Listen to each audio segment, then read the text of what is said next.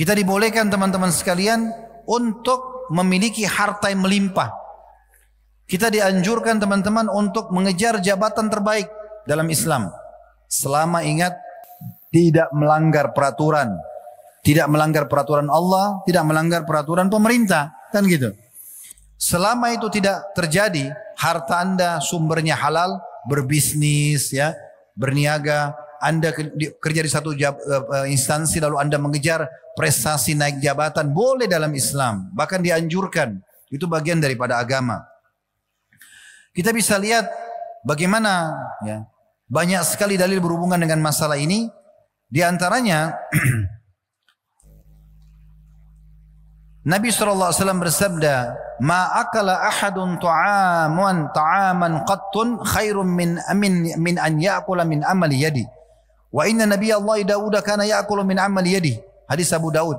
Ketahuilah, ini khusus perintah bagi setiap muslim. Tidak ada seorang pun yang makan makanan lebih baik, lebih mulia bagi dia, menjaga nama baiknya, ya, juga mulia bagi dia di sisi Tuhannya, berpahala, daripada dia makan melebihi dari hasil tangannya sendiri. Dan ketahuilah Nabi Allah Daud makan dari hasil tangannya sendiri. Kita disuruh bekerja, ya, kreativitas gitu ya, berkembang. Dan saya ingin coba bacakan beberapa statement yang sangat menarik teman-teman sekalian, bagaimana Islam mengajarkan kita agar berprestasi dalam hal-hal seperti ini. Contoh misalnya, di dalam sebuah riwayat Imam Ahmad dikatakan bahwasanya berbunyi, kata Nabi SAW, "Ta'awwadhu billahi minal faqri." Selalulah berlindung kepada Allah dari kemiskinan. Nabi yang bilang, kalian semua hai umatku, berlindunglah dari kemiskinan, wal khillati, dan kekurangan, wazillati, dan kehinaan. Kan harusnya kalau memang orang dalam Islam boleh saja hidup miskin, ya, bukan berarti menyalahkan orang yang miskin, tidak ya. Tetapi sebenarnya teman-teman, kita ini punya potensi sama. Bukankah kita sama-sama punya dua mata? Bukankah kita sama-sama punya dua kuping, punya dua tangan, punya dua kaki? Kita juga punya sama waktu 24 jam sama. Kan kita juga sama-sama lapar, kita sama-sama kenyang, kita sama-sama capek, kita sama-sama bisa belajar. Berarti tidak ada alasan untuk tidak mengejar prestasi. Ya, ulama bahkan menitik beratkan sebenarnya nasib seseorang itu umumnya ya Allah Subhanahu Wa Taala takdirkan rezekinya, tetapi dia menentukan bagaimana penentuan nasib dia. Ya, kalau orang berusaha terus, maka dijelaskan di dalam Al-Quran, "Walladzina jahadu fina lanahdiyannahum subulana." Orang yang berusaha keras menuju ke jalan kami, kami akan pandu dia ke jalan-jalan kami. Dan dalam pepatah bahasa Arab dikatakan menjadda wajad, siapa yang berusaha dia akan mendapatkan. Perhatikan Umar bin Khattab, ya, maaf, ada doa yang lain juga. Bagaimana Nabi SAW membaca doa dalam riwayat yang masyhur, diriwayatkan oleh An-Nasai dan Abu Daud. Allahumma inni a'udzubika minal ajzi wal kasal. Ya Allah, aku berlindung kepadamu dari sifat putus asa dan malas. Ya. Kemudian wal jubni wal bukhul, sifat pengecut dan juga pelit. Wa ghalabati deni wa qahri rijal, dan juga jangan sampai aku terlilit utang dan dikuasai oleh orang lain. Salah satu makna qahri rijal adalah kita berprestasi sehingga tidak diatur oleh orang lain. Itu doa Nabi SAW. Disebutkan dalam sebuah riwayat bagaimana Umar bin Khattab berkata radhiyallahu anhu, "Inni la'ara ar-rajula fayu'jibuni syakluh." Saya kadang-kadang melihat satu orang, kata Umar, saya kagum melihat penampilannya. Fa idza sa'altu anhu faqila la 'amala lahu saqata min 'aini. Dan kalau saya tanya, apa kerjanya orang ini? Dan orang-orang mengatakan dia pengangguran, maka ketahuilah dia jatuh di mataku. Enggak ada nilainya orang itu. Maksudnya apa? Umar tidak suka ada orang pengangguran. Kerja, berprestasi. Kamu bisa mendapatkan seperti orang lain dapatkan. Oh, fasilitas kita sama? Kan gitu. Kebanyakan orang teman-teman sekalian, dia lupa perangkat yang Allah kasih di dirinya ini sudah sangat banyak dan mahal sekali. Tapi dia lupa itu, dia hanya berpikir di spiritasi atau apa yang dia kejar sebagai target dia dari urusan dunia. Saya kasih contoh supaya lebih jelas masalah ini. Pernah ada seseorang datang kepada seorang syekh di Saudi dalam pengajian di masjid. Lalu orang itu mengatakan lagi pengajian begini, tiba-tiba dia berhentiin, syekh sebentar. Syekh itu kalau kita kiai ya di Indonesia. Syekh sebentar, tolong sampaikan kepada jemaah Anda supaya bersedekah untuk saya karena saya orang miskin. Kata orang itu. Saya ulangi lagi. Orang ini bilang apa? Syekh, tolong sampaikan ke jemaah Anda supaya bersedekah kepada saya karena saya orang miskin. Mendengar statement itu, syekhnya berhentiin pengajian lalu dengan pakai mikrofon terdengar semua dia bilang begini. Kamu bukan orang miskin, kamu orang kaya. Syekh bilang pada orang yang tadi mengaku miskin itu. Orang itu sambil berdiri di depan jemaah semua mengatakan, saya orang miskin. Kata Syekh, kamu orang kaya. Orang itu karena penasaran dia sumpah, demi Allah saya orang miskin. Kata Syekhnya, demi Allah kau orang kaya. Kaget dia. Kok bisa Syekh? Anda lebih tahu keadaan saya. Saya tahu diri saya miskin. Kata Syekhnya, kau mau saya hitung kekayaan kamu? Orang itu karena dia tahu dirinya miskin menurut dia ya. Secara materi dia miskin. Dia bilang tentu saja. Kata Syekhnya, saya mau tanya berapa jari tangan kamu? Dia bilang 10. Kata Syekhnya, mau gak? Kalau satu jari kamu saya potong, saya bayar 1 juta real. Ini berarti 4,5 miliar. Mau gak? Ini saya potong, saya bayar 1 juta real. Dia bilang saya gak mau. Kata Syekhnya, kau punya 10 juta real. Mau gak satu mata kamu saya congkel 1 juta real? Gak mau. Kau punya 2 juta real. Kuping, tangan, kaki, semua dirincikan. Kata Syekhnya, kau ini orang kaya raya. Perangkatmu luar biasa. Tinggal keluar cari rezeki saja. Tapi kebanyakan orang lupa itu. Dia lupa perangkat dia sangat luar biasa. Ya, mata ini bisa melihat. Otak masih bisa berpikir, telinga bisa mendengar, tangan bisa menjama, kaki bisa melangkah, hati masih bisa berdenyut, jantung masih bisa berdenyut dan kita bisa merenung. Itu perangkat yang luar biasa. Apa kata Nabi SAW dalam hadis Bukhari?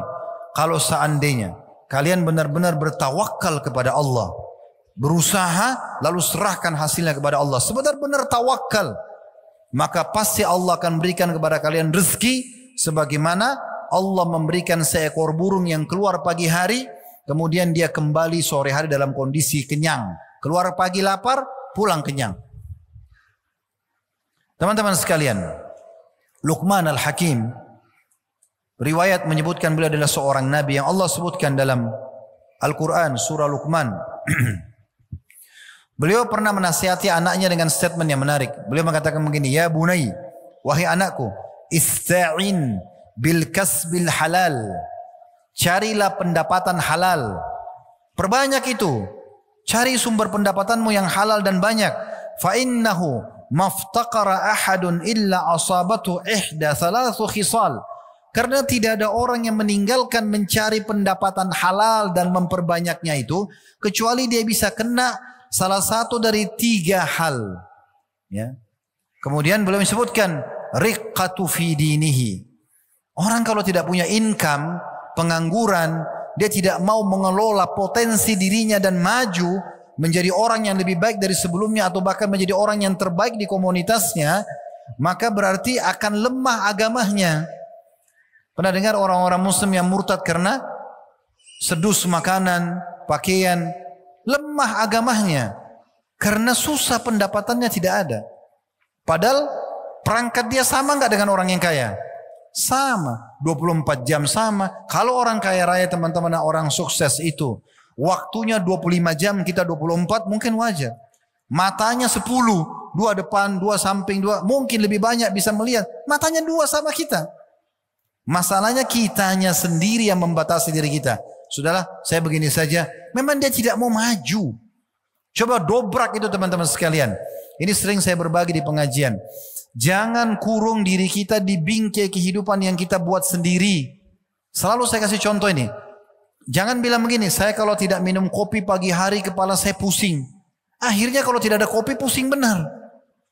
Tidak usah, jangan buat bingkai kehidupan begitu. Ada kopi, ada susu, ada air, ada minum aja.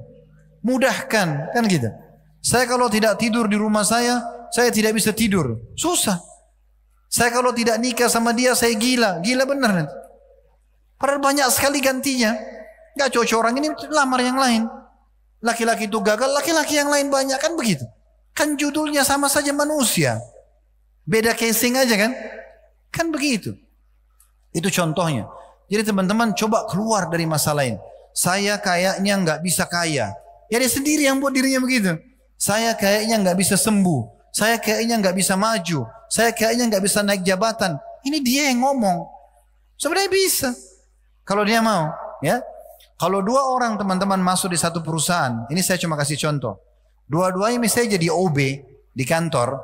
Dia buat teh, buat kopi misalnya. Si A sama si B. Ini saya kasih contoh. Maaf kalau ada di sini yang kebetulan profesinya sama. Saya bukan nyinggung ya. Karena saya tidak kenal Bapak Ibu sekalian. Saya cuma coba membuka wacana Anda. Begini Islam mengajarkan kepada kita. Kalau dua orang ini A sama B dua-dua jadi OB. Si A ini dikasih gaji 3 juta. Si B dikasih 3 juta rupiah misalnya. Lalu si A bilang. Sudahlah saya cukup begini. 1,5 juta kasih istri. 1,5 juta saya pakai kebutuhan saya. Udah begini sudah cukup. Bisa, nggak masalah. Tapi Anda kan temukan kalau si B misalnya dia gaji 3 juta, terus dia berpikir, saya tidak mau jadi OB selamanya. Dia datang kepada HRD atau yang bertugas di kantor, kira-kira saya sekarang jadi OB ini, ada nggak peluang saya naik jabatan di kantor? Oh ada. Bagaimana caranya? Kamu harus punya ijazah misalnya.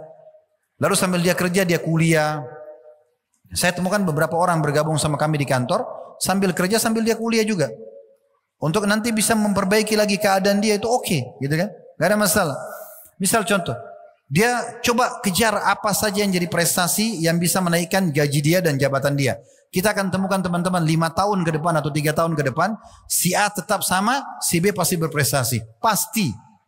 Orang masuk dagang di satu pasar, si A bilang, sudahlah saya cukup dagang begini, modal saya 2 juta, udah begini-begini aja, cukup. Ya udah begitu terus dia. Kalau si B datang enggak, saya punya modal 2 juta, bagaimana saya kembangin jadi 5 juta, bagaimana jadi 10 juta. Kita temukan orang ini beberapa waktu ke depan, dia akan jauh lebih maju daripada si A. Dan begitu seterusnya. Kita kembali kepada perkataan Luqman alaihi salatu wassalam, beliau mengatakan begini, hai anak-anakku, hai anakku, selalulah cari pendapatan yang halal dan banyak. Karena tidak ada orang yang meninggalkan itu kecuali dia akan dikena salah satu dari 3 hal. Yang pertama lemah agamanya. Yang kedua beliau mengatakan au dha'fu fi aqli. Lemah akalnya. Maaf teman-teman, orang kalau biasa nganggur, mudah-mudahan di sini tidak ada. Tapi kalau antum biasakan diri antum nganggur, malas-malasan duduk, itu otaknya jadi kecil, jadi sempit. Dia tidak biasa hadapi permasalahan. Orang kalau berbaur dengan masyarakat, berpikir bagaimana kembangin usaha, masalah-masalah dia pecahkan, ini wacananya terbuka. Dia jadi luas nih. Orang punya pengalaman. Jadi tidak lemah akalnya, ya. Makanya kadang-kadang ada orang hadapi sedikit masalah susah dia pecahin karena memang dia biasa nganggur. Dia nggak biasa menghadapi permasalahan-permasalahan, itu lemah akalnya. Yang ketiga, awwahaun fi muru'ati, dan tercoreng kehormatannya. Maaf, orang kalau tidak punya pendapatan, ya, walaupun dia tampan, walaupun dia cantik, pasti jatuh di mata orang. Tapi kalau orang itu biasa saja fisiknya, tapi ternyata kaya raya, sukses, bertitel, oh itu luar biasa di mata orang. Kan begitu umum ya, kita bicara umum. Nah kita semua bisa begitu. Bukan tidak bisa, mau atau tidak mau saja. Kita punya perangkat, anggota tubuh kita sudah ada perangkat tadi, kita ada doa, kita ada ikhtiar, kita bisa belajar, kita bisa kursus, kita bisa bertanya, kita bisa bekerja sama orang dulu, cari pengalaman banyak. Lalu kata beliau terakhirnya, wa a'zamu min dzalika istighfafun nasu bihi. Dan yang lebih parah lagi, kalau orang itu tidak berusaha kejar prestasinya, hartanya, pendapatannya, jabatannya, maka akan dihina oleh manusia. Perkataan yang lain disebutkan oleh Sa'id ibn Musayyib rahimahullah, seorang ulama tabi'in yang masyhur. Beliau mengatakan, la khaira fi man la yatlubul mal. Tidak akan dinilai baik seseorang yang tidak mencari pendapatan, prestasi, harta dan jabatannya. Yaqdi bihi dainah. Dengan itu dia bisa bayar utang-utangnya. Wa yasunu bihi 'irdah. Dan dia menjaga kehormatannya. Wa yaqdi bihi zimamah, dia penuhi kebutuhannya. Wa in mata, kalau dia mati, taraka mirasan liman ba'dah, dia akan tinggalkan sebagai warisan untuk orang sesudahnya. Ini perkataan ulama-ulama semuanya. Perkataan yang lain, Qais bin Asim rahimahullah, seorang ulama yang masyhur di masa dulu, pada saat dia mau wafat dia nasihati anaknya begini. Dia mengatakan, "Alaikum bil mali wastina'ah." Kalian harus cari harta itu dan rawat baik-baik, kembangkan, ya. Disuruh itu, fa innahu mambahatul karim, karena dia sumber pendapatan yang baik. Wa yustagna bihi 'anil laim, dan menjauhkan dari kehinaan. Wa iyyakum wal mas'alah, dan hati-hati kalian dari mengemis. Fa innaha akhiru kasbir rajul, karena dia pendapatan terakhir seseorang. Teman-teman kalau baca hadis-hadis Nabi SAW tentang ancaman mengemis, ini luar biasa. Luar biasa. Hati-hati teman-teman. Sebagian ulama memasukkan mengemis tanpa punya uzur dosa besar. Perhatikan disebut oleh Imam Az-Zahabi, disebut oleh Syekh Muhammad bin Wahab, disebut oleh Syekh Muhammad bin Munajjid. Banyak ulama yang tulis kitab-kitab Al-Kabair, dosa-dosa besar, mereka menyebutkan bab itu. Bahaya sekali. Karena kata Nabi SAW, dan tidak ada orang yang membuka pintu-pintu mengemis kecuali Allah akan bukakan baginya pintu kemiskinan. Ini hati-hati. Juga dalam sebuah riwayat yang unik disebutkan bahwasanya pernah satu kali Umar bin Khattab menemui sebagian orang, satu kaum duduk-duduk di masjid setelah sholat Jumat. Lalu Umar tanya, apa yang buat kalian duduk di sini? Orang-orang itu bilang apa? Nahnul mutawakkiluna 'ala Allah. Kami orang-orang yang bertawakal kepada Allah. Enggak ada kerjaan, kami tidak tahu mau kerja apa. Ya sudah kami tawakal saja. Kalau Allah datangkan rezeki kami ambil, kalau enggak ya enggak. Lalu Umar bin Khattab marah pada mereka. Sambil menghardik, ya. Naharahum, dikatakan dalam riwayat ini, lalu beliau mengatakan wa yaqul la yaq'ud ahadukum an talabir rizq. Jangan seorang dari kalian duduk dan tidak mencari rezeki. Wa yaqul Allahumma rzuqni, lalu dia mengatakan ya Allah berikan aku rezeki. Wa qad alima anna as-samaa'a la tumtiru dhahaban wa la fiddah. Padahal dia sudah tahu langit tidak akan pernah turunkan emas dan perak. Bekerja, bergerak teman-teman sekalian. Agama Islam adalah agama produktif, agama kreatif, agama inovatif. Itu Islam. Islam menolak melarang kita untuk malas, ya, untuk ini dan itu, dilarang semua. Yang sudah kita jelaskan dari teman-teman. Ini kalau kita mau bicara panjang lebar ya tentang masalah ini. Jadi kita diperintahkan untuk mengejar prestasi-prestasi yang baik. Kita tahu para nabi-nabi teman-teman sekalian juga adalah orang-orang yang luar biasa. Mereka bukan orang miskin. Kalau ada yang menganggap Nabi Muhammad SAW orang miskin, ini keliru besar. Nabi Muhammad SAW sudah bekerja, punya income pribadi dari umur 8 tahun. Umur 8 tahun. Ibu beliau meninggal, beliau umur 6 tahun. Lalu disponsori oleh kakeknya Abdul Muttalib 6 sampai 8 tahun. Di umur 8 tahun pada saat kakeknya meninggal, sudah enggak ada yang biayai, beliau tinggal dalam buku-buku sejarah bersama pamannya Abu Talib. Abu Talib orang miskin, punya anak banyak. Maka Nabi SAW bekerja. Dan pekerjaan yang paling mulia di masa itu dan paling cepat mendatangkan income dan diberikan untuk orang-orang terpercaya adalah mengembala domba. Maka beliau mulai 8 tahun ya sampai 21 tahun. 13 tahun Nabi SAW mengembala domba. Dan dengan itu beliau bisa memenuhi kebutuhannya pribadi dan membantu pamannya Abu Talib. Coba baca dalam sejarah Nabi. Setelah itu beliau tidak tinggal di situ. Beliau tidak vakum.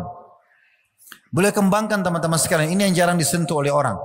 13 tahun jadi pengembala kambing, punya income sendiri. Setelah itu 19 tahun jadi pedagang. Dari umur 21 sampai umur 40 tahun pada saat jadi Nabi. 19 tahun. Dan pertama sekali jadi pedagang, baru pertama kali beliau bawa dagangan orang-orang Mekah ke negeri Syam, itu sudah langsung menjadi pedagang yang berprestasi. Apa yang beliau lakukan? Coba baca buku-buku sejarah. Nabi Muhammad SAW ajarkan pada kita sebuah hal yang luar biasa. Ayo inovatif, ayo kreatif. Waktu itu tradisi pedagang, mereka bawa harta, uang cash ya, emas, perak gitu, dibawa ke negeri Syam teman-teman sekalian. Kalau kita ibaratkan telapak tangan saya ini Jazirah Arab, maaf ini cuma perumpamaan. Ini Mekah, di atasnya utaranya Jazirah Arab, Palestina. Maaf, ini Jazirah Arab, di atasnya negeri Syam. Palestina, Jordan, Lebanon dan Syria. Dulu namanya Syam. Orang-orang Quraisy dulu kalau dagang mereka dari Mekah ke negeri Syam, ke utara, ke atas, ya, ke Palestina sekarang. Mereka belanja di sana. Orang-orang Mekah, semua pedagang yang sudah senior pun mereka bawa uang cash mereka, emas atau perak ke negeri Syam, beli barang, mereka bawa barang dagangan jual di Mekah, kemudian bawa uang lagi, begitu terus. Begitu terus, sudah puluhan tahun mereka jalan begitu. Waktu Nabi Muhammad SAW pertama kali di umur 21 tahun masuk di pasar, mau masuk bisnis, pindah profesi, dari pengembala kambing, beliau ingin upgrade dirinya, SAW menjadi orang yang lebih besar pendapatannya, masuk berdagang. Beliau lihat, tradisi ini orang semua lakukan. Maka beliau ubah. Beliau iklankan, saya akan ke negeri Syam. Orang tahu Nabi Muhammad SAW dapat julukan Al-Amin, orang yang paling terpercaya di Mekah. Titip semua hartanya. Beliau beli barang-barang produk Mekah waktu itu. Produknya orang Mekah dibeli, dia jadikan uang semua. Nabi Muhammad SAW jadikan uang. Dibawa ke negeri Syam. Satu-satunya pedagang yang bawa barang dagangan ke negeri Syam cuma Nabi Muhammad SAW. Pedagang lain semua bawa uang. Dia bawa barang dagangan SAW ke negeri Syam, dijual. Untung, kemudian dia bawa barang Syam ke Mekah. Begitu terus. Dan kalau mau tahu rahasianya, ini salah satu sebab kenapa Khadijah mau menikah dengan Nabi. Coba baca buku sejarah. Karena Khadijah orang terkaya Mekah dan dia mengirim Maisarah, pembantu dia untuk menemani Nabi SAW. Dan waktu pulang ditanya, bagaimana perdagangannya Muhammad? Salah satu disampaikan adalah ini. Banyak orang cuma menyampaikan, oh Nabi Muhammad dinaungi oleh awan, waktu dulu di bawah pohon kurmanya menunduk. Itu mukjizat, iya. Tapi mereka tidak singgung dari sisi yang lainnya. Perniagaannya, ini yang saya ingin singgung. Apa kata Maisarah? Saya melihat Muhammad membuat sebuah strategi baru. Dia membeli barang-barang dagangan Mekah, dibawa ke negeri Syam dijual. Lalu kemudian dibawa lagi ke Mekah dalam bentuk produk juga. Karena itu Khadijah untung 2 kali lipat. Maka Khadijah menghubungi temannya bernama Nafisa, kemudian lalu meminta Nabi SAW untuk menikahi beliau. Coba baca buku-buku sejarah. Bagaimana Nabi SAW contohkan buat kita ini. Ya? Dan anda perlu tahu juga, Aisyah berkata, karena Abu Bakar ajjaru Quraisy hatta dakhara fi imara. Dalam riwayat-riwayat yang sahih, Abu Bakar adalah pedagang Quraisy yang paling mahir, ya, sampai beliau masuk ke pemerintahan. Setelah Nabi SAW meninggal, beliau jadi khalifah, baru beliau berhenti berdagang. Dan para sahabat Nabi semuanya berdagang ke laut-laut Romawi. Mereka berdagang, mereka berniaga, mereka berkembang. Dan akhirnya mereka menjadi orang-orang yang sukses, teman-teman sekalian. Ini contoh saja. Dan cukup banyak contoh-contoh masalah ini, ya.